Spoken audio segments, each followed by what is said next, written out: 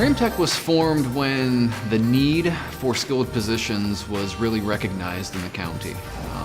We have a lot of global leaders actually in Wayne County.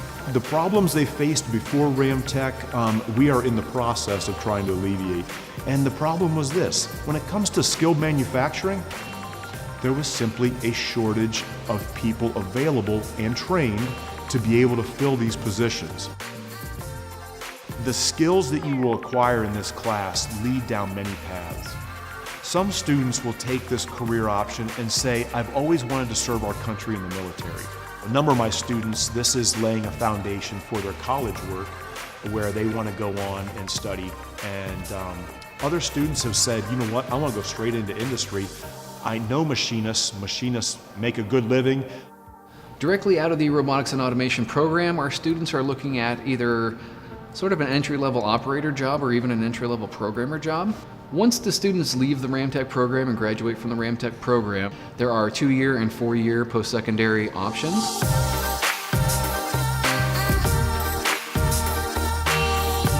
On a typical day here at RAMTEC, we will start off with maybe some lecturing where we go over some technical data, maybe some technical information, definitions. But really what we try to do mostly is hands-on work here. We try to get out into the lab as quickly as possible, let the students really experiment and get some experience with the machinery when we talk about these technical details. Getting the chance to work with that equipment helps them really decide what do they want to do with their career. Where do they want to go next? Do they want to learn a skilled trade? Do they want to go to college? Do they want to go direct entry into the workforce? One of the things that we look for in new employees is whether or not they have any previous experience and/or training. And the training through the RAMTEC program is very beneficial for us as an employer to consider.